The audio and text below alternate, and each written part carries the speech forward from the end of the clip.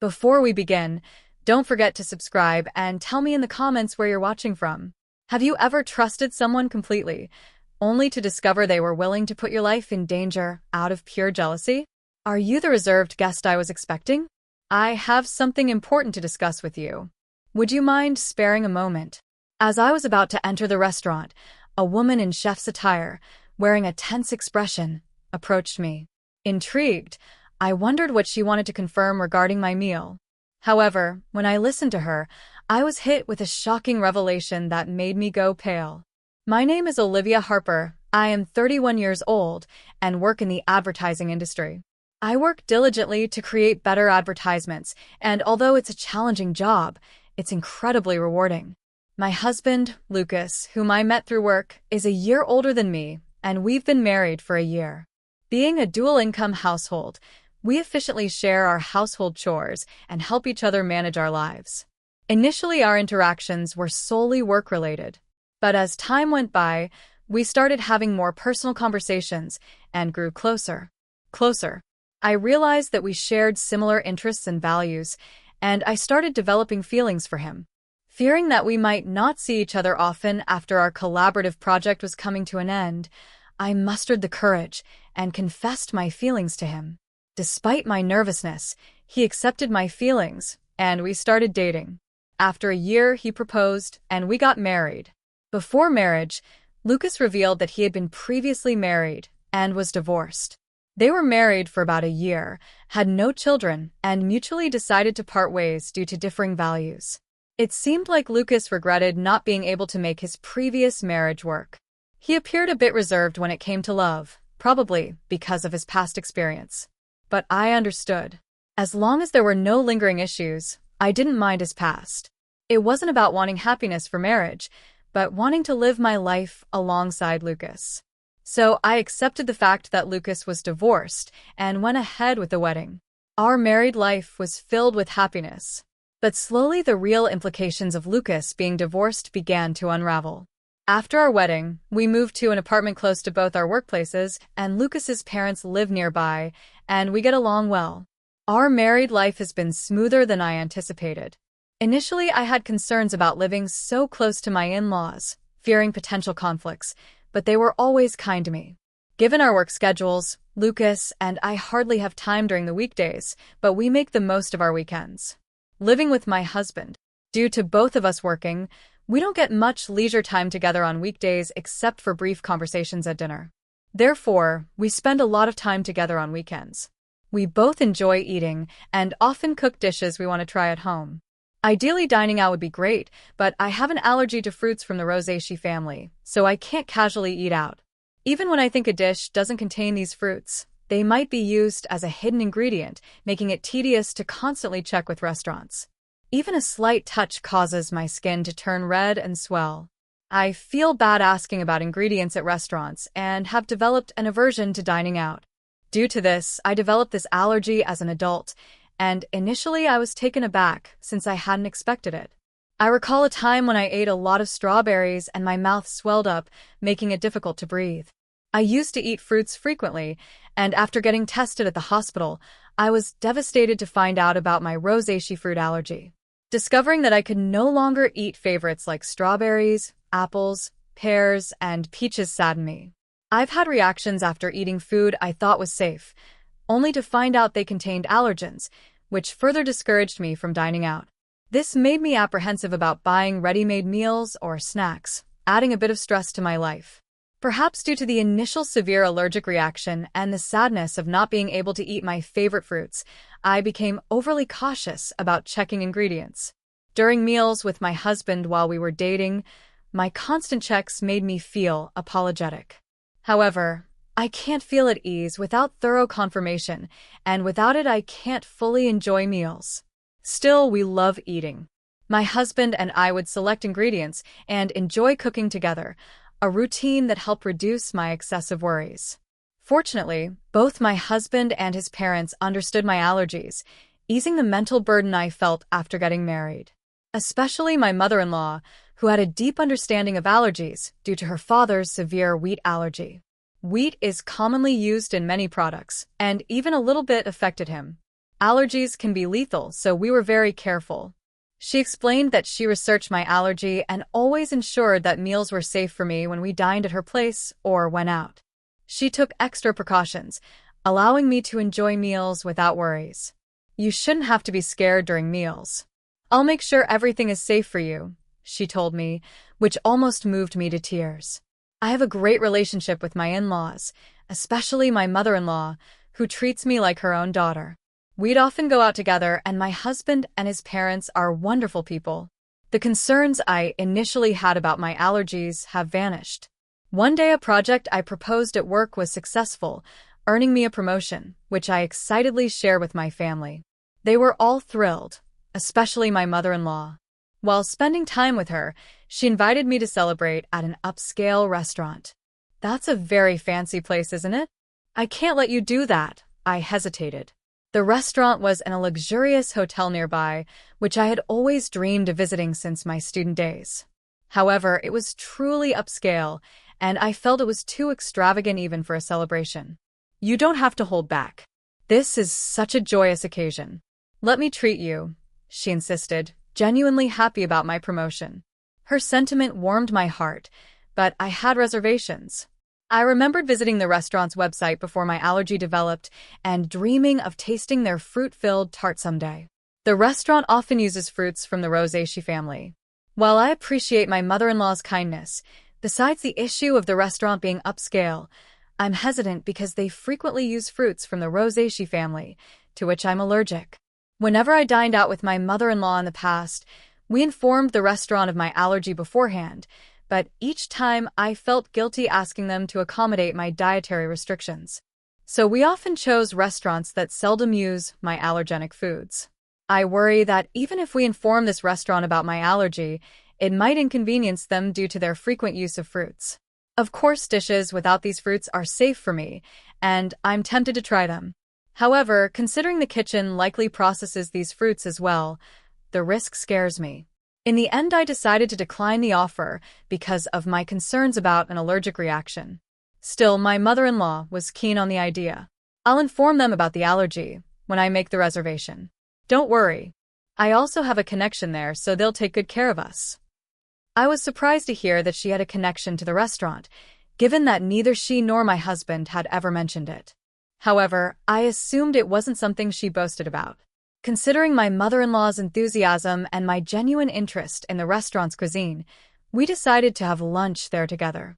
Given that it was a suggestion from my mother-in-law, who had always been considerate of my allergies, I felt relieved, thinking there was nothing for me to worry about. When I told my husband about this, he was surprised to hear that his mother had connections at the restaurant. He'd also mentioned that the restaurant sometimes serves fruit, and he appreciated their consideration for allergies.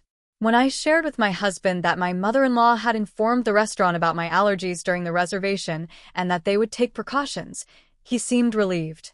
It's a celebration of your promotion, right? Make sure to enjoy yourself, he said with a laugh. Initially, I declined because of my allergies, but I had always admired the restaurant, so I was excited about dining there. On the day I had been eagerly waiting for, since it was a weekday, I took the half-day off after finishing my morning work. I planned to head straight to the restaurant. Being a high-end place, I chose a more formal outfit than usual and paid extra attention to my appearance when going to work. Colleagues noticed my attire and asked about my plans. When I told them about the meal, they wished me a good time before I left the office excitedly. As I entered the hotel entrance, my mother-in-law was already there. The two of us headed to the restaurant on the first floor, and since we had a reservation, we were immediately escorted to our table. Our reservation was for 1 p.m., but due to the busy lunchtime, we were informed that the serving might be a bit delayed. Understanding the popularity of the high-end restaurant, I decided to order just drinks for the time being and wait patiently. Having already finished work and being encouraged by my mother-in-law, I ordered champagne. We enjoyed our conversation while waiting for our meal. I've had champagne before. The one I had that day tasted the best. Feeling the effects of the alcohol and the anticipation of dining at a restaurant I had longed for, I was in high spirits. From the dishes at the neighboring tables, I could tell the food looked delicious, and I eagerly awaited our meal. Suddenly, my phone rang from inside my bag. Realizing I hadn't turned it off during my meal with my mother-in-law, I tried to shut it off. Seeing the incoming call was from work, I sobered up immediately. Worried that there might be a problem, I excused myself from my mother-in-law and stepped out of the restaurant to take the call, ensuring no one was around in case of sensitive information. The call was regarding a document I had submitted earlier that day. My colleague urgently needed clarification. Relieved that it wasn't because of an error on my part, I answered their questions and wrapped up the call in about 5 minutes. As I was about to turn off my phone to go back and enjoy my meal, an unfamiliar woman approached me. "Excuse me, you're the customer who made a reservation for today's meal at the restaurant, right?" The woman was dressed as a chef, presumably from the restaurant's kitchen. She looked rushed and a bit out of breath, with a concerned expression. I wondered why she would come out during such a busy time. I was puzzled, but when she said she needed to confirm something, I answered her questions. Her face went pale, and she urgently told me to leave the hotel immediately. "It's dangerous to go back to the restaurant now. Please leave the hotel and ensure your safety immediately." Suspicious of the woman's intense demeanor, I asked for clarification. Once I grasped the situation, I felt the blood drain from my face. I quickly hopped into a taxi waiting in front of the hotel and headed home. That evening, my mother-in-law called.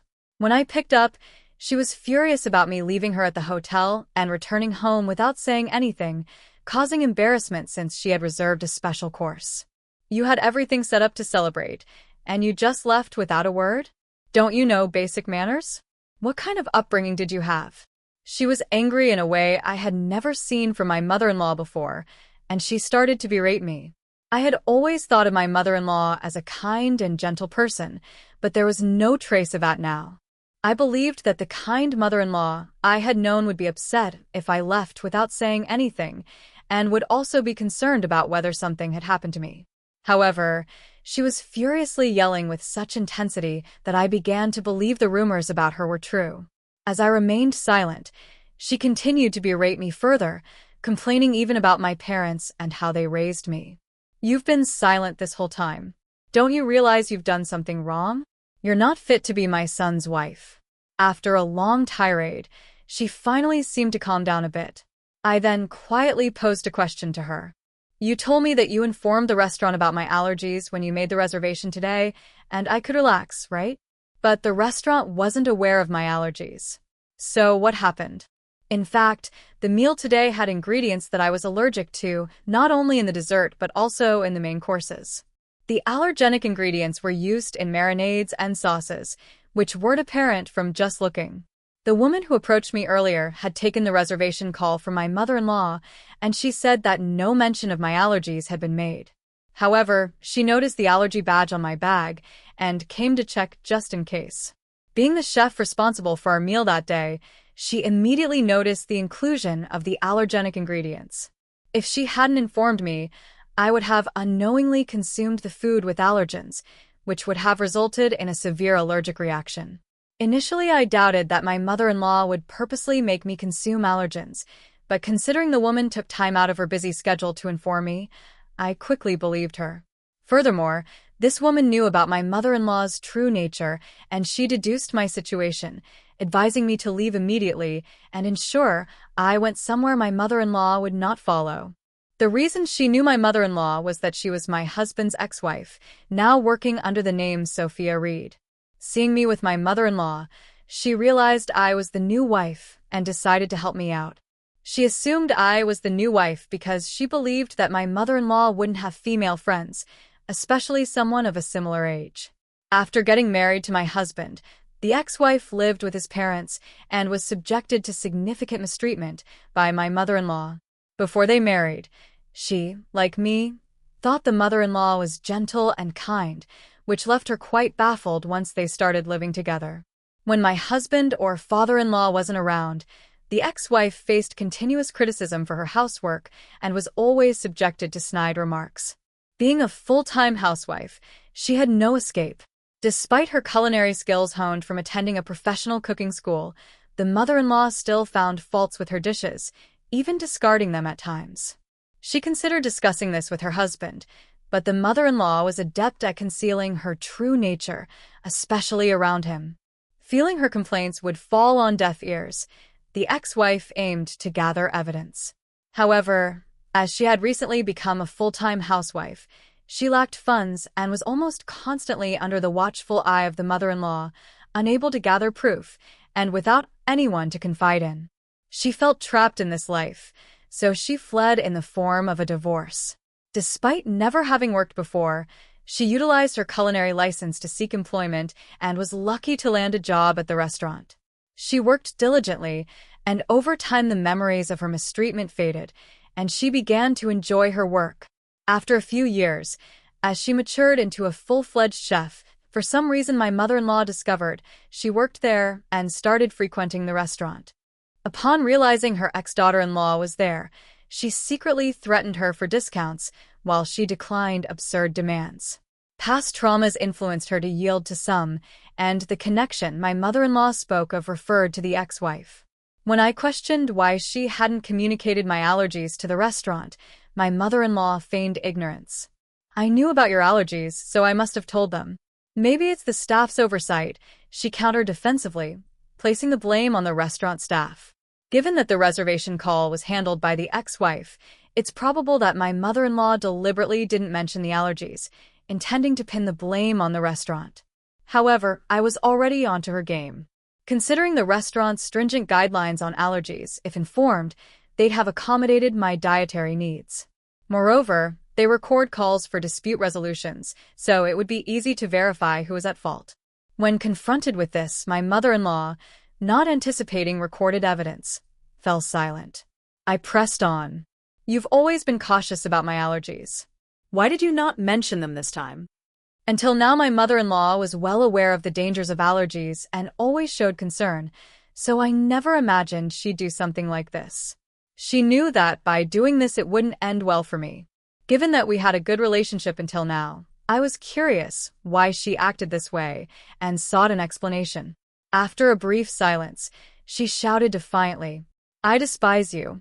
You outshine me. You deserve some pain." She was envious since I received praise at work and was more liked in the neighborhood than her. She arrogantly claimed that even if I spoke out, no one would believe me. If it weren't for this incident, I wouldn't have believed she was capable of such actions. Thus, I had collected evidence to reveal her true nature and confronted her with it. Everyone would believe me. My parents and my husband, Lucas, are here listening to everything. Plus, this conversation is being recorded. Everyone present had heard her berate me and her intentions to purposely expose me to allergens. In fact, after leaving the restaurant, I immediately went to my parents' house and had Lucas join us. I had informed them of the situation, and we were discussing our next steps when she called, so I swiftly switched the call to speaker and started recording it for evidence. As a result, we had her incriminating statements on tape. She was taken aback by my revelation and asked in a shaky voice, "Wait, is Lucas there with you?" She never expected her son to find out and asked in a trembling voice. In response, her son, who had been silent and emotionless, gathering evidence, spoke up. "I heard everything." "I can't believe you'd do something like this, Mom," he said in a suppressed, angry tone. She hastily began making excuses. "It wasn't like that. I didn't mean..." Her desperate attempt seemed insincere, especially after her earlier outburst. His anger was evident as he shouted, not only towards Sophia, but also towards me. "I don't even want to think of you as my mother anymore. We're cutting ties." Given the true nature of the mother he had trusted, Lucas was beyond furious. He then declared his disownment of her, ignoring her cries. Furthermore, my parents said that they would sue her for attempted murder, and Lucas cut off the call, disregarding her voice.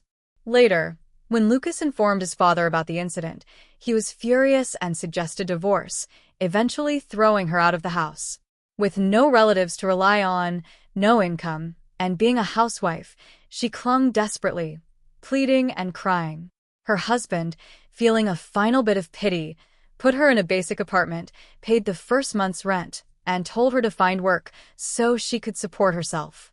But having been a housewife, she seemed to lack the drive to work and, for some reason, clung to both Lucas and me. She barged into our house demanding money, but we drove her away, telling her to earn it herself, especially Lucas, who was extremely stern, ensuring she wouldn't approach our house again. Later on, rumors suggested she started working at a nearby supermarket, but she seemed quite disheveled. Given her nasty attitude, she had no one to rely on and seemed to be struggling on her own. I hope she continues to work hard, both for her own expenses and to pay us the compensation. I want her to stay out of our lives. As for why she did what she did, it seems she was jealous of me and wanted to see me suffer. Lucas's ex-wife had moved in after graduating from a vocational school and became a housewife. She was submissive, obeyed her mother-in-law, and had a quiet nature. Due to her unpleasant character, which made her disliked by women, and her enjoyment in bullying those weaker than herself, she used to take out her stress on Lucas's ex-wife. However, I am independent, working and getting promotions. I had a higher social status than her and was well regarded in our neighborhood. Initially, she liked me, thinking I was a competent daughter-in-law, but she gradually grew jealous. Being unable to bully me, she wished I'd be in a position where I'd become incompetent, wanting to look down on me. After the explosive call, when Lucas and his father confronted her, she confessed everything, leading to their declaration of cutting ties with her. Later, Lucas apologized to his ex-wife for not noticing the bullying at that time. He was new at his job and deeply trusted his mother, which blinded him to her behavior. Still, he felt he should have noticed and was regretful. His ex-wife assured him she was over it. She's dating someone now, and their conversation ended on a peaceful note. Lucas felt relieved knowing she was genuinely happy. Thanks to her help, I became friends with Lucas's ex-wife. She's also career-oriented, and we get along well. Although she's his ex-wife, there's nothing concerning regarding their relationship, and I'm glad to have a friend close in age. After settling matters with the mother-in-law, Lucas and his father threw me a promotion party. With the celebration from the two of them, I felt happy and determined to continue working hard without worrying about my mother-in-law. If your mother-in-law secretly tried to trigger your life-threatening allergy just because she was jealous of your success, would you ever forgive her, or would you cut her out forever like Lucas did? Let me know your answer in the comment box below.